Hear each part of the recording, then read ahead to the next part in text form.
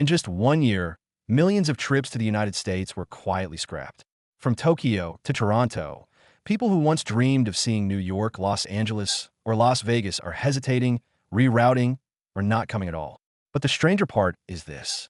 At the exact same time international travelers are pulling back, more Americans themselves are typing things like best countries to retire, cheap homes abroad, or move to Portugal into search engines, as if the people living inside the American dream are now searching for the exit.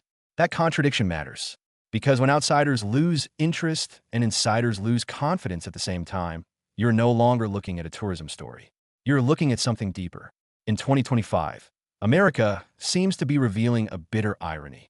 The country still sells the image of opportunity, but cities that depend on foreign visitors are losing billions. Service workers are losing hours, and ordinary Americans are quietly wondering whether the life they were promised still exists. So this video is not just about fewer tourists or more retirees moving abroad. It is about what happens when the idea of America starts weakening at the exact moment the cost of living inside it keeps rising.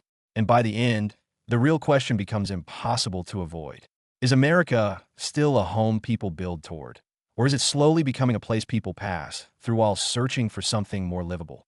The information in this video comes from public reporting, official data, and international media coverage. We are not claiming absolute certainty on every projection. We are laying out the pattern that more and more people can already feel. So let's start there. Have you noticed that every time the dollar gets called strong, ordinary people seem to feel weaker? It sounds backwards, but look closely and the logic starts to bite. A simple latte in New York can now cost more than $7. In parts of Mexico, that same amount of money can cover a full lunch for an entire family. So for a tourist staring at prices and planning a trip, the decision starts making itself. In 2025, the US dollar has been praised by analysts as resilient, stable, powerful. That sounds impressive in financial headlines. But for regular people, a strong dollar often translates into an expensive America. Airfare is heavier. Hotels push rates higher. Meals that were once part of the fun now feel like financial punishment. Even a careful trip begins to feel like something designed for upper-income travelers only. And that changes behavior fast. The reasons behind it are familiar enough.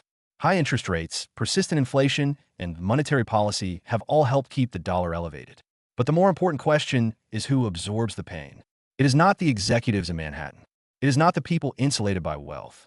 It is the middle-class families from Canada, Europe, and Japan who used to save up for an American vacation and now look at the same itinerary and decide the math no longer works. So instead of Broadway, they choose Lisbon.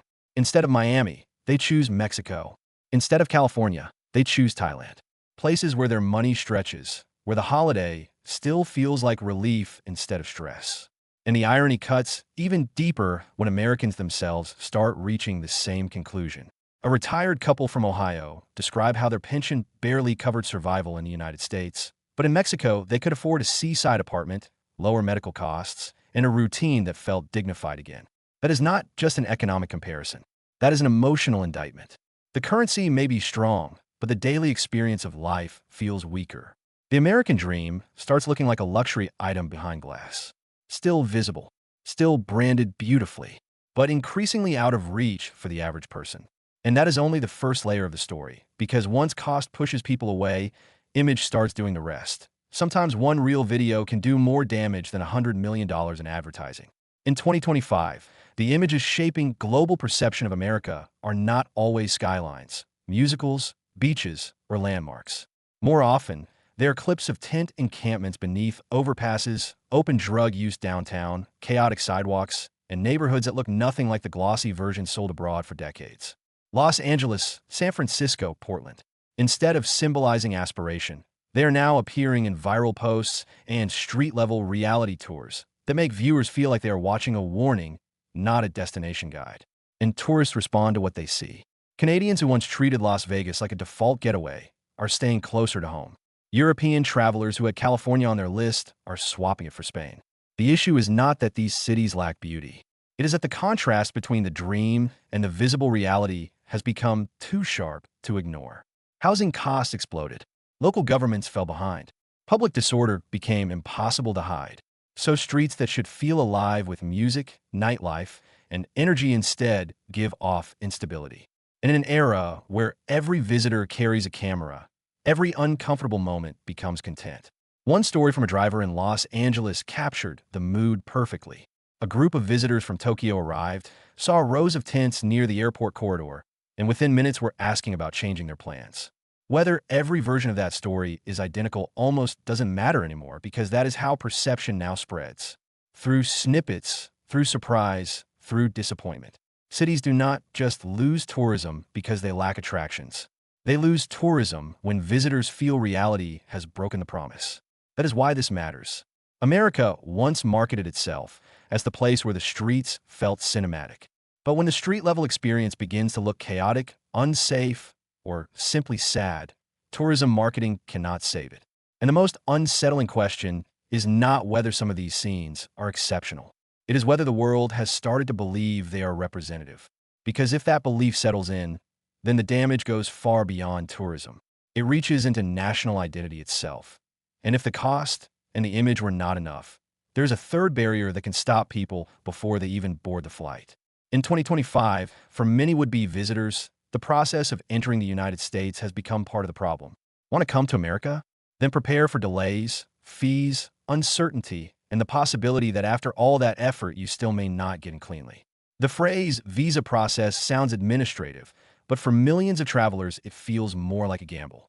In September 2025, the U.S. ended a policy that had allowed many applicants to complete visa interviews in third countries.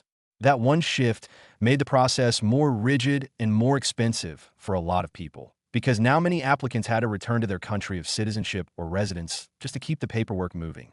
Add in appointment delays that can stretch for months, sometimes much longer, and suddenly the trip to America starts to feel less like a vacation and more like a bureaucratic obstacle course. And what do people do when a destination becomes exhausting before they even arrive? They choose somewhere else. That is why a drop in inbound tourism is not just a matter of mood. It is tied to friction. Time is a cost. Uncertainty is a cost. Rejection risk is a cost.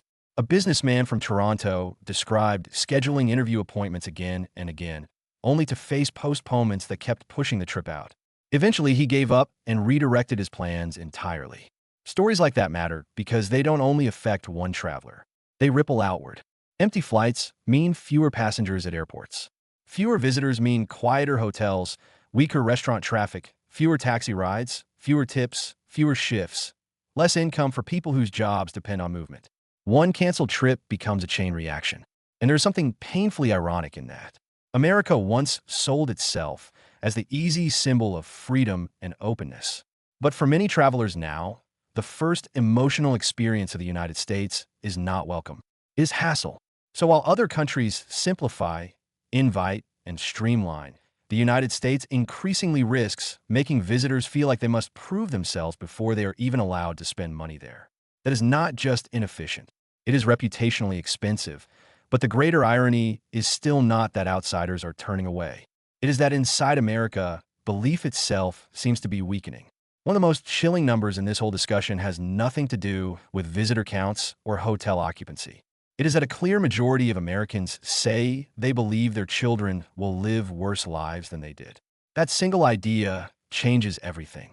Because when a society loses confidence in upward mobility, it does not just become economically anxious. It becomes spiritually tired. You can feel that shift in ordinary places. In a grocery aisle, at the pharmacy counter, in a monthly budget spreadsheet. An inflation rate is abstract until it shows up in the shopping cart.